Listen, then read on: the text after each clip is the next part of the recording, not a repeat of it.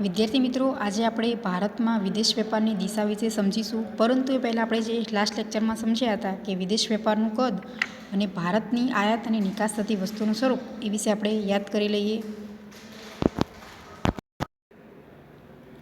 તો ભારતના જે વિદેશ વેપારનું કદ છે, તો વિદેશ વેપારનું કદ એટલે શું? તો આયાત અને નિકાસ થતી ભૌતિક વસ્તુઓનું જે કુલ મૂલ્ય કે વિદેશ વેપારનું કદ છે એને આપણે કહી શકીએ કે આયાત અને નિકાસ.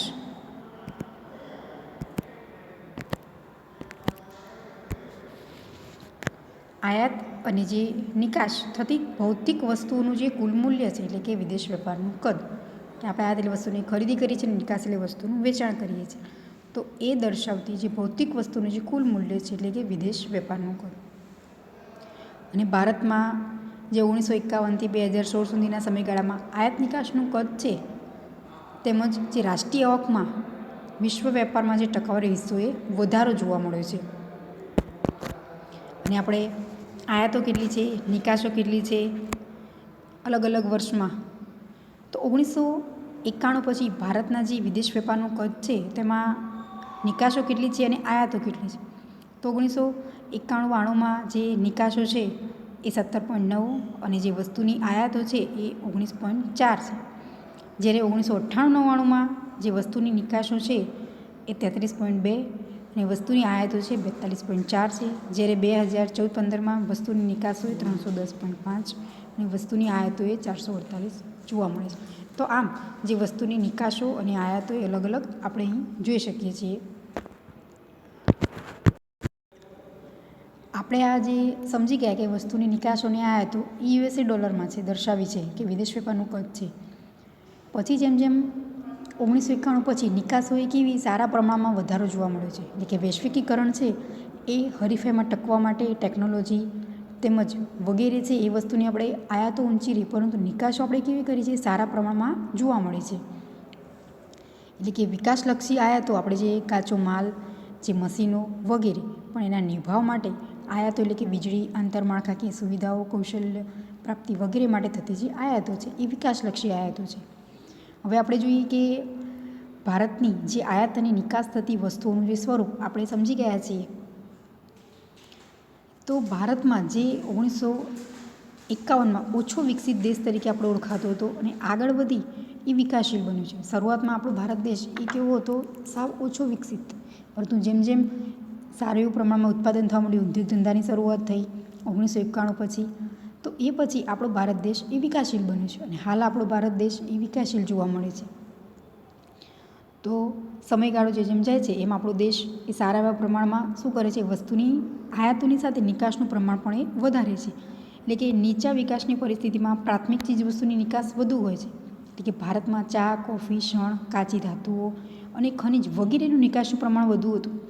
આપણે એવી વસ્તુની નિકાસ કરીએ છીએ કે જે આપણા દેશમાં એ સરળતાથી આપણે ઉત્પાદન કરી શકીએ છીએ. તો આપણે જે ચા, કોફી, શણ, તો એવી વસ્તુઓ છે, તો એ વસ્તુનો આપણે સૌથી વધુ શું કરતા હતા, નિકાસ કરતા હતા. પણ આપણી પાસે જે ટેકનોલોજીનો અભાવ હતો, કે સારા એવા પ્રમાણમાં ટેકનોલોજી નહોતી, જે મશીનો ન હતા, તો એ વસ્તુને આપણે શું કરતા હતા, સૌથી વધારે આયાતો કરતા હતા. એટલે કે ઔદ્યોગિક જે વસ્તુઓની છે એ નિકાસો એ નીચી હતી. દેશ જ્યારે વિકાસશીલ બને છે ત્યારે જે અનાજની આયાતો એ ઘટવા પામે છે. દેશની નિકાસોમાં પ્રાથમિક વસ્તુઓનો જે હિસ્સો છે એ ઘટે છે. તો નિકાસલક્ષી ઉદ્યોગો માટે અને ઉદ્યોગોના વૈવિધ્યીકરણ તથા વિસ્તૃતીકરણ માટેની આયાતો એ આપણે વધારી છે. કે જે મેં કીધું એમ કે જે આપણે વિકાસલક્ષી આયાતો, આપણે એવી વસ્તુની આયાત કરીએ છીએ તો સૌથી વધારે જે મશીન છે, જે ટેકનોલોજી છે, એ વસ્તુની વધુ પ્રમાણમાં આપણે શું કરતા હતા, આયાત કરતા હતા, કે જેના કારણે વસ્તુ આપણે સરળતાથી ઉત્પાદન કરી શકીએ છીએ. તો આપણે એવી વસ્તુની આયાત કરીએ છીએ કે જે આપણે હકીકતમાં જરૂરિયાત છે, એવી વસ્તુ કે જેના કારણે ઉત્પાદન આપણે શું કરી શકીએ છીએ, સારું એવું કરી શકીએ છીએ, કે જે આપણી પાસે હકીકતમાં છે ને. અમુક વસ્તુ એવું છે કે જે રો મટીરિયલ તરીકે આપણે જે વાપરીએ છીએ, જો એ હકીકતમાં આપણી પાસે ના હોય તો આપણે ઉત્પાદન કરી શકતા નથી. માટે આપણે વસ્તુની શું કરવી પડે, આયાત કરવી પડે છે. આયાત એટલે આપણે એવી વસ્તુની કરીએ છીએ કે જે ઉદ્યોગોના વૈવિધ્યીકરણ માટે એનો વિસ્તૃત કેવી રીતે કરી શકીએ. અને આપણે વચગાળાની જે વસ્તુઓ છે, જે કાચો માલ, આમ નવીન ટેકનોલોજી, આ બધી વસ્તુઓની આપણે શું કરીએ છીએ, આયાત કરીએ છીએ, કે જે વિકાસની પ્રક્રિયા સાથે જોડાયેલી જોવા મળે છે અને એના પછી આપણે ઉત્પાદનને હાથ ધરી શકીએ છીએ. તો આમ આયાત અને નિકાસ આપણે શું કરીએ છીએ? વસ્તુઓની કરીએ છીએ. અને એની સામે જે અલગ અલગ વસ્તુઓ છે તો એ જોવા મળે છે કે આપણે જે કપડાં છે, અમુક વસ્તુની જે ઉત્પાદન છે તો એ અલગ અલગ વર્ષોમાં અલગ અલગ ટકાવારી જોવા મળે છે. હવે આપણે જોઈએ કે જે ભારતમાં વિદેશ વેપારની દિશા, આપણે એનું સ્વરૂપ સમજી ગયા કે વસ્તુઓની જે આયાત નિકાસનું સ્વરૂપ, એને વિદેશ વેપારનું કદ, કે વિદેશ વેપારનું કદ આપણને કેવું જોવા મળે છે, એમાં કેટલી વસ્તુઓની જે નિકાસ કરીએ છીએ, કેટલી વસ્તુઓની આયાત, એ બધું જ યુએસએ ડોલરમાં. હવે આ ક્વેશ્ચન પૂછાય કે ભારતમાં વિદેશ વેપારની દિશા વિશે સમજાવો. તો વિદેશ વેપારની દિશા એટલે શું? કોઈ એક દેશનો વિશ્વના વિવિધ પ્રદેશો સાથેનો વેપાર માટેનો જે સંબંધ. ક્વેશ્ચન પૂછાય કે વિદેશ વેપારની દિશા એટલે શું? Short question. જેમ આપણે સમજ્યા હતા કે જે વિદેશ વેપારનું કદ એટલે શું? તો વિદેશ વેપારનું કદ એટલે કે આયાત અને નિકાસ થતી ભૌતિક વસ્તુઓનું જે કુલ મૂલ્ય, એટલે કે વિદેશ વેપારનું કદ. એવી જ રીતે વિદેશ વેપારની દિશા એટલે શું? તો કોઈ એક દેશનો વિશ્વના વિવિધ પ્રદેશો સાથેનો વેપાર માટેનો સંબંધ. ખાસ યાદ રાખવાનું છે શોર્ટ ક્વેશ્ચન. કોઈ દેશનો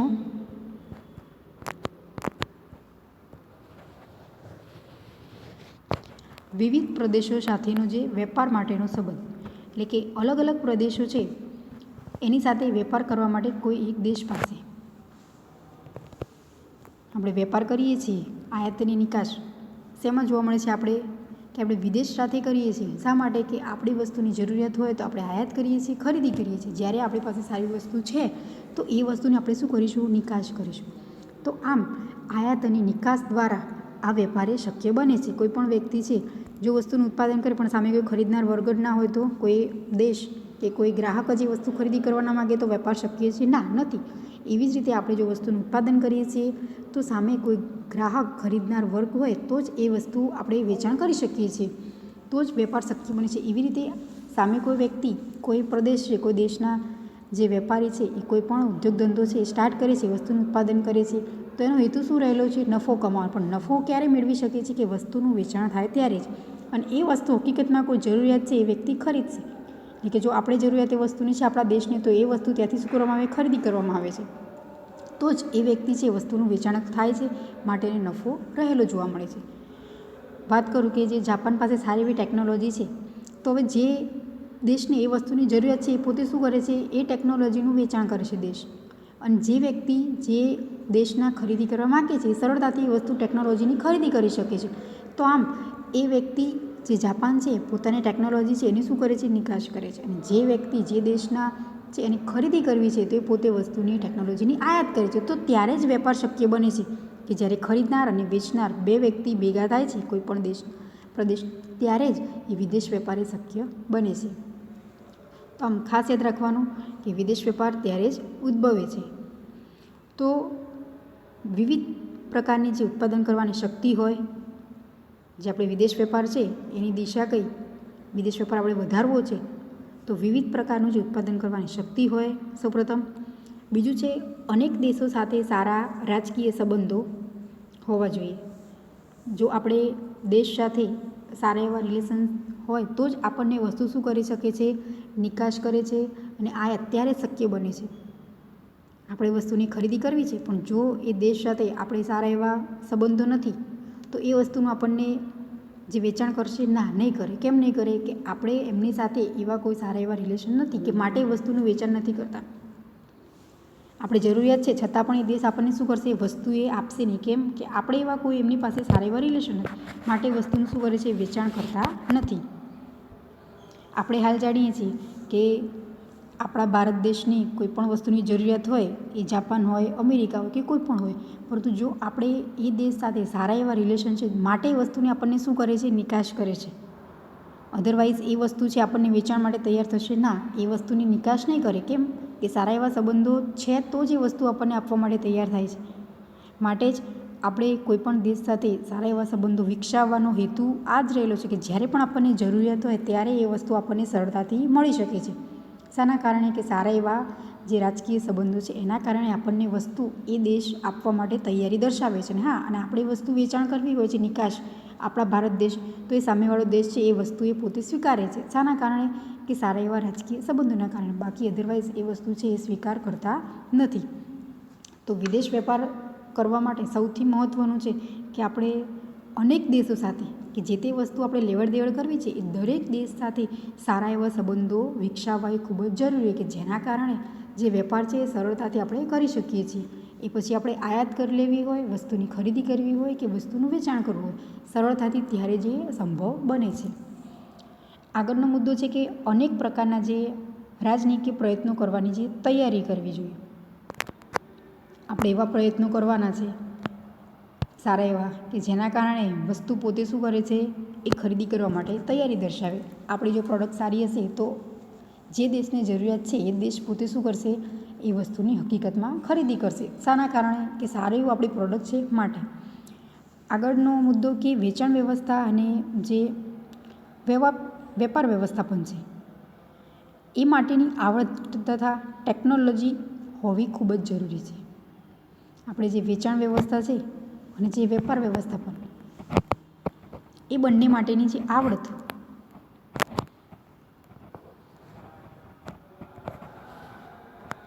અને જે ટેકનોલોજી એ હોવી કેવી છે, ખૂબ જ આવશ્યક છે. આપણે કેવી રીતે વેચાણ કરીશું એ યોગ્ય રીતે આપણે મેનેજમેન્ટ કરવું પડે છે. સૌપ્રથમ કે આપણે વસ્તુનું કેવી રીતે એમને પહોંચાડીશું, જે તે સમયે આપણે કેવી રીતે એમને એ માલ સામાન છે એ પહોંચાડીશું એ ખૂબ જ મહત્ત્વનું છે. જ્યારે પણ કોઈ દેશ આપણને આપે છે વસ્તુ, એ વસ્તુ આપણે ખરીદી કરીએ છીએ અથવા તો એ વસ્તુની આપણે નિકાસ કરીએ છીએ, પણ જે ટાઈમે આપણને જે વ્યક્તિ જે દેશ કહે છે એ સમયસર આપણે શું કરવું પડશે, એ વસ્તુ આપણે એમને પહોંચાડવી પડે છે. જો કોઈ દેશની આપણે વસ્તુ છે એ નિકાસ કરીએ છીએ તો જે ટાઈમ સમય એટલે કે મર્યાદામાં જ આપણે એ વસ્તુનું શું કરવાનું છે, હકીકતમાં એ દેશને પહોંચતી કરાવવાની છે. તો હેતુ એનો શું છે કે યોગ્ય રીતે આપણે મેનેજમેન્ટ કરીએ છીએ કે આટલા દિવસની અંદર ચોક્કસ તમને આ વસ્તુ છે અમે પહોંચતી કરાવી દઈશું. તો એક આ વેપાર છે એની ચોક્કસ એક કન્ડિશન છે કે સામેવાળો જે ગ્રાહક છે, ખરીદનાર વર્ગ છે, એને યોગ્ય રીતે સંતોષકારક એ વસ્તુ એ મળી શકે છે. એવી જ રીતે જો આપણે વસ્તુની ખરીદી કરીએ છીએ, નિકાસ અન્ય દેશ આપણને કરે છે, તો એનો પણ હેતુ શું રહેલો છે કે જે તે વસ્તુ છે આપણે એને પેમેન્ટ યોગ્ય રીતે ચૂકવીશું અને આપણે વસ્તુ છે એ સમયસર આપણને મળી શકે છે. તો આ વિદેશ વેપારમાં સૌથી વધારે આ મહત્ત્વપૂર્ણ ધરાવે છે. આગળનો મુદ્દો કે વધુ પ્રમાણમાં નિકાસજન્ય ઉત્પાદન હોવું જોઈએ. આપણે એવું ઉત્પાદન કરવાનું છે કે સૌથી વધારે આપણે નિકાસ કરી શકીએ. વસ્તુ છે એનું આપણે શું કરવાનું છે, નિકાસ કરીએ છીએ. આયાતનું પ્રમાણ ઘટાડવાનું છે. જો આપણે અધરવાઇઝ આયાતો કરીએ છીએ તેમાં ટેક્સ આપણે સૌથી વધારે ચૂકવવો પડે છે. એના કારણે જે તે વસ્તુને આપણે ખરીદી કરીએ છીએ એ ખરીદી એ વસ્તુ આપણને કેવી પડે છે, ખૂબ જ કોસ્ટલી. પછી એમાં આપણે ઉત્પાદન કરીએ છીએ એ વસ્તુની રો મટીરિયલ આપણે મંગાવીએ છીએ. જો રો મટીરિયલ આપણને ખૂબ કોસ્ટલી પડે છે તો જે તે વસ્તુ ઉત્પાદન કરીએ છીએ તો એ વસ્તુ પણ આપણને કેવી બનશે, કોસ્ટલી જ બનશે. જેના કારણે આપણે વેચાણ કરીશું તો એ વસ્તુ એ ખૂબ મોંઘી જોવા મળશે. પરંતુ આપણે એ વસ્તુનું ઉત્પાદન કરવાનું કે જે આપણા દેશમાં સરળતાથી આપણને મળી શકે છે અને એ ઉત્પાદન કરીને આપણે પછી એ વસ્તુની નિકાસ કરવાની છે. નિકાસજન્ય ઉત્પાદન એટલે કે એવી વસ્તુ આપણે બનાવવાની છે કે જેના કારણે સામેવાળો વ્યક્તિ એ વસ્તુ આપણી ખરીદી કરી શકે છે. નિકાસ ક્યારે કરે તો એ વસ્તુ સારી એવી હોય એને ગમે ત્યારે જ એ વસ્તુ પોતે શું કરે છે, ઓર્ડર આપે છે. તો આમ વિદેશ વેપાર છે તો એના માટે આ વસ્તુ એ ખૂબ જ ધ્યાનમાં રાખવાની છે કે આપણે આ પ્રમાણે જો વસ્તુનું ઉત્પાદન કરીએ છીએ તો સામેવાળો જે તે દેશ છે એ વસ્તુ ખરીદી કરવા માટે પોતે તૈયારી દર્શાવે છે.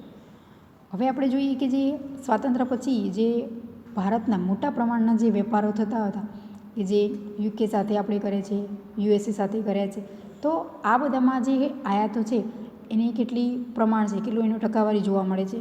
તો સૌપ્રથમ વાત કરીએ કે જે યુકેની, તો જે સ્વતંત્ર પહેલાં યુકે સાથે આપણો વેપાર એ સ્થપાયેલો હતો. જ્યારે આપણો દેશ આઝાદ થયો એ પહેલાં પણ આપણે યુકે સાથે શું હતું, વેપાર એ આપણો જોવા મળતો હતો.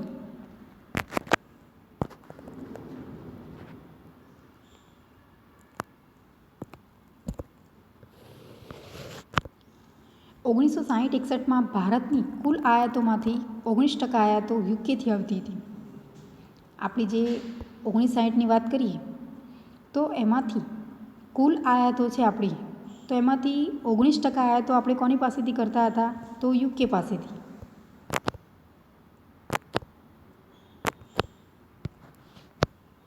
અને જે 2007 પછી ઘટીને 2%થી ઓછી થઈ છે.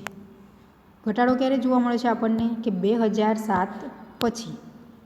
60-61માં જો આયાતોનું પ્રમાણ સૌથી વધારે જોવા મળે છે 19%, પરંતુ એકંદર આપણે વસ્તુની જરૂરિયાત છે માટે વસ્તુની ખરીદી કરીએ છીએ. પણ જેમ જેમ જો સમય વીતતો જાય કે 2007 પછી આયાતો છે આપણે કેટલી કરી દીધી છે 2%થી ઓછી, એટલે કે આયાતો ઘટાડી દીધી છે આપણે.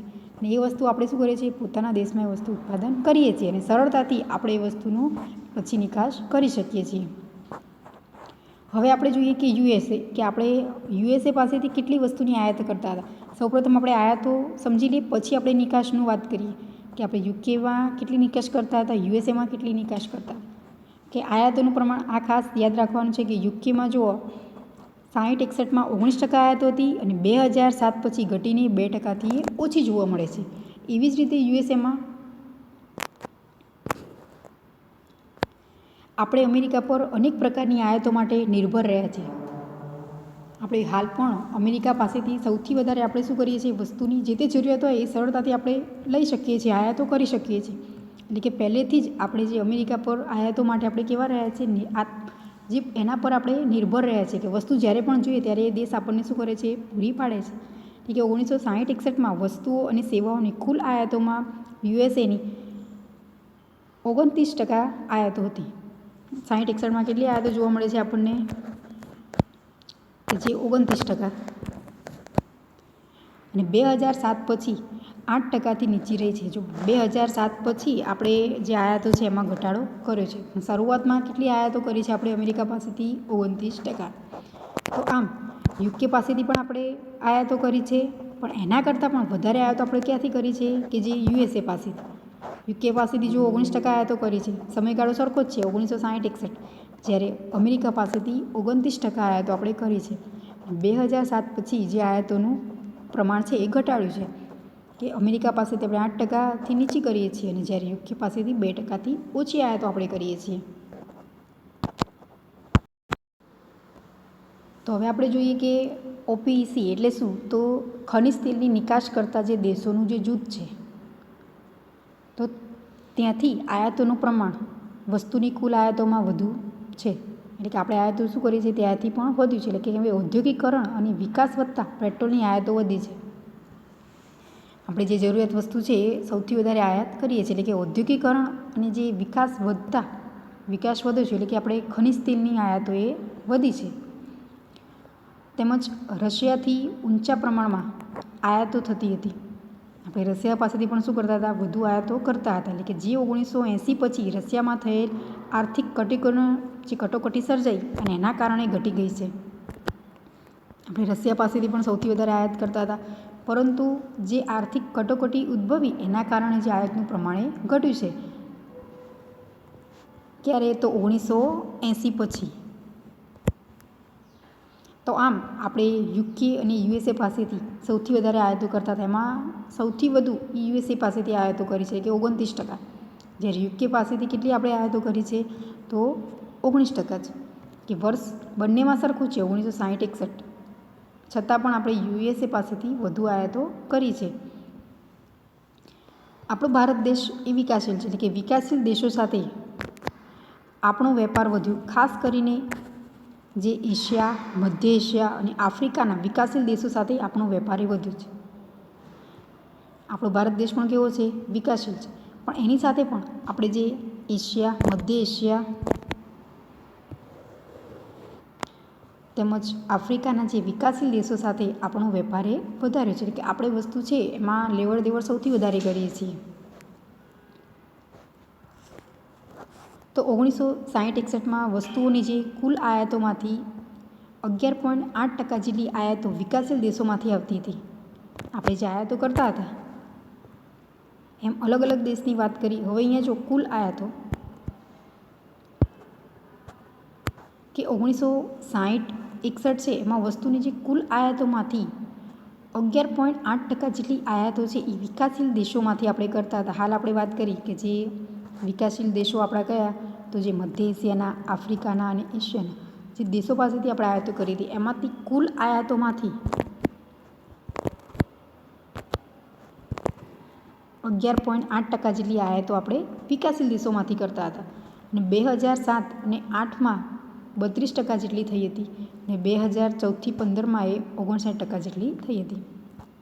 આપણે જો શરૂઆતમાં આયાતો કરી છે તો એમાં ઓછું પ્રમાણ છે એનું, પણ જેમ જેમ સમયગાળો વધતો ગયો તો 2007 અને 8માં એ આયાતો પ્રમાણ વધારીને આપણે કેટલું કર્યું છે 32%, અને 2014-15માં એ 59% જેટલી આયાતો આપણે કરીએ છીએ. યુકે અને યુએસએમાં શું હતું, આપણે આયાતો સમયગાળો જેમ જેમ આગળ વધે છે એમ આયાતોના પ્રમાણમાં ઘટાડો આપણે કર્યો છે. પરંતુ અહીં જે વિકાસશીલ દેશો સાથે આપણે આયાતો કરીએ છીએ એમાં શરૂઆતમાં ઓછી આયાતો કરી, પણ ત્યાર પછી ક્રમશઃ શું જોવા મળે છે, આયાતોમાં જે વધારો આપણે કર્યો છે.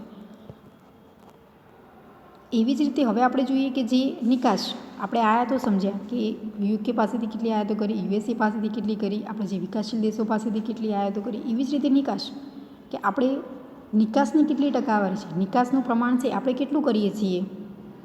તો યુકે પાસેથી આપણે ખરીદી કરી, એવી જ રીતે આપણે વસ્તુનું શું કરીશું, હવે વેચાણ કરીશું કે નિકાસ કરીશું. તો સૌપ્રથમ છે કે 1960-61માં યુકે તરફની જે વસ્તુઓની કુલ નિકાસોમાંની 26.8% નિકાસો થતી હતી. આપણે જે યુકે સાથે કરતા હતા જે આયાતનું પ્રમાણ, એવી રીતે નિકાસની ટકાવારી કેટલી છે, તો કુલ નિકાસો આપણે કરીએ છીએ એમાંથી 26.8% જે નિકાસો યુકે સાથે આપણે કરી હતી. એટલે કે આપણે વેચાણ 26.8% જેટલી કુલ વસ્તુનું માંથી 26.8% જેટલી વસ્તુનું વેચાણ આપણે કોને કર્યું છે, તો યુકેને. સમયગાળો કયો, તો 1960-61માં. ખાસ યાદ રાખવાનું છે કે આપણે આયાતો કેટલી કરી હતી 60-61માં, યુકે પાસેથી 19%. અને જુઓ એ સમયગાળા દરમિયાન જે નિકાસો આપણે કરી છે એ 26.8%, જે 2007-8 પછી એ 4%થી નીચી રહી છે. એટલે કે પછી આપણે શું કર્યું છે, નિકાસનું પ્રમાણ એ થોડું ઘટાડો જોવા મળે, 4%થી ઓછું. નિકાસ એકંદરે કરીએ છીએ પરંતુ કેવી છે, થોડીક ઓછી જોવા મળે છે. એવી જ રીતે અમેરિકાની વાત કરીએ તો અમેરિકામાં જે વસ્તુ નિકાસની ટકાવારી છે એ 16%થી ઘટીને 12.7% થઈ છે.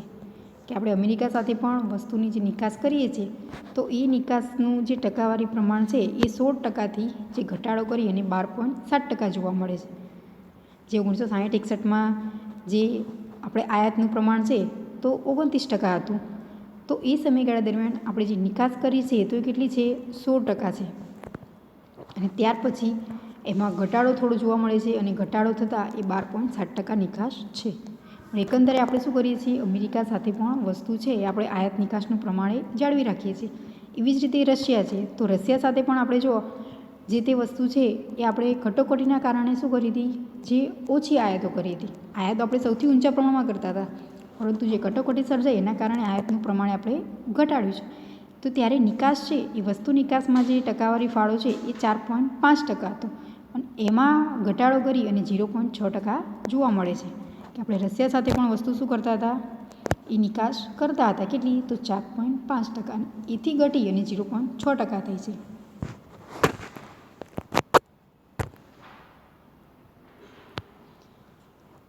તો આગળ આપણે વાત કરીએ કે જે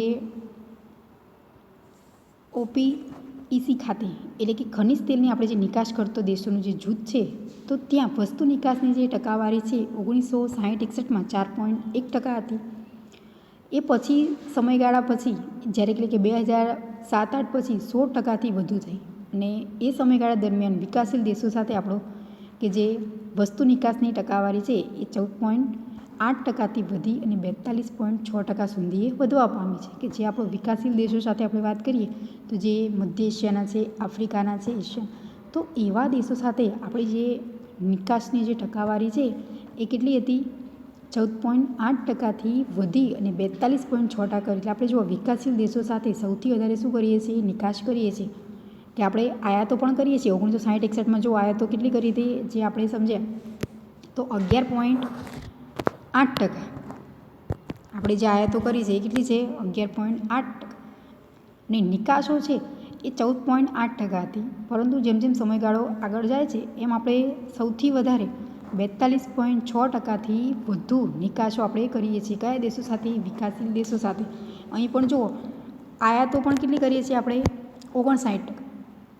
આયાતોનું પ્રમાણ પણ જો વધે છે, સામે નિકાસનું પ્રમાણ પણ શરૂઆતમાં એટલે કે 1960-61 દરમિયાન આયાતનું પ્રમાણ પણ ઓછું જોવા મળે છે, અને એ સમયગાળા દરમિયાન નિકાસ પણ ઓછી છે. ફરીથી યાદ કરાવું કે 1960-61માં જે વિકાસશીલ દેશો છે એની પાસેથી આપણે આયાતોએ 11.8% કરી છે અને સામે જે નિકાસ છે એ 14.8% છે. પરંતુ 2014-15માં કે વિકાસશીલ દેશો સાથે આપણે જે આયાતો કરી છે વસ્તુની ખરીદી એ 59% છે અને નિકાસનું પ્રમાણ છે એ 42.6% છે. તો આમ જે આપણે 2014-15માં એશિયાના દેશો સાથે આપણી જે વસ્તુ વિકાસ કરીએ છીએ, જે વસ્તુની જે નિકાસો કે વેપાર વધારવા માટે, તો આપણને એકંદરે 50% જેટલી કહી શકીએ છીએ, આશરે આપણે કહી શકીએ છીએ. આમ તો 2007-8ની વાત કરીએ અને 2014-15માં તો ક્રમશઃ વસ્તુ શું કરવામાં આવે છે, જે ટકાવારી છે આયાત અને નિકાસ એમાં વધારો જ જોવા મળે છે. કેમ? તો વસ્તુનું આપણે વેચાણ વધારે કરીએ છીએ, નિકાસનું પ્રમાણ આપણે કહી શકીએ છીએ. જો ટકાવારી હિસ્સો વધે છે તો એના એકંદરે આપણે કહીએ કે વસ્તુ એ આપણે સૌથી વધારે વેચાણ કરીએ છીએ અને આયાતો કરીએ છીએ તો આયાતનું પ્રમાણ જો 2014-15માં 59% છે અને જ્યારે જે નિકાસ છે એ 50% જેટલી આપણને જોવા મળે છે. તો આમ અલગ અલગ દેશો સાથે જે આપણા સંબંધો છે એ દિશાઓમાં વેપાર વિકસાવવા માટે ભારતે ખૂબ જ પ્રયત્નો કર્યા છે. કે આપણો ભારત દેશ છે એ દરેક દેશો સાથે વેપાર વધારવાનો પોતે શું કરે છે, પ્રયત્ન કરે છે. એ પછી કોઈ પણ અન્ય દેશ હોય કે આપણે જરૂરિયાત હોય તો એ દેશ પાસેથી વસ્તુની ખરીદી પણ કરીએ છીએ અને જો એ દેશને જે તે વસ્તુ છે એ જરૂરિયાત છે તો આપણે એ વસ્તુની શું કરીશું, નિકાસ કરીશું. જેમ મેં વાત કરી કે જે ટેકનોલોજી છે એવી જ રીતે રો મટીરિયલ છે, જો આપણી પાસે એ વસ્તુ નથી તો આપણે વસ્તુની શું કરવાની છે, આયાત કરવાની છે અને એ વસ્તુ પછી આપણે શું કરીશું, આપણા દેશમાં ઉત્પાદન કરી અને એ વસ્તુનું આપણે વેચાણ કરીશું. એટલે કે નિકાસ પછી આપણે વધારે કરીશું, પણ જે વસ્તુની જરૂરિયાત છે એ પછી ભલે આપણને કોસ્ટલી પડે છતાં પણ એ વસ્તુ આપણે શું કરવાની છે, એનો ઓર્ડર આપણે કરીએ છીએ. એટલે કે વસ્તુ આયાત કરવાની જ છે. ત્યાર પછી જે દેશને જે વસ્તુની જરૂરિયાત છે એ વસ્તુનો આપણે નિકાસ પણ કરીએ છીએ. તો આપણી પાસે જે વસ્તુ ઉત્પાદિત છે, દાખલા તરીકે ચા, કોફી, શણ, જે પ્રાથમિક જરૂરિયાતની વસ્તુ આપણે સૌથી વધારે ઉત્પાદન કરીએ છીએ તો એ વસ્તુની આપણે સૌથી વધુ એ નિકાસ કરીએ છીએ. તો આમ આપણે આ સમજ્યા કે જે ભારતમાં જે વિદેશ વેપારની દિશા કે આપણે વિવિધ પ્રદેશો સાથેનો વેપાર છે એ માટેનો જે સંબંધ છે એટલે વિદેશ વેપારની જે દિશા. તો હવે આપણે નેક્સ્ટ લેક્ચરમાં સમજીશું કે જે લેણ દેણ તુલા છે એનો જે ખ્યાલ, એનો અર્થ, એમાં કયા પ્રકારો છે એ વિશે આપણે અભ્યાસ કરીશું.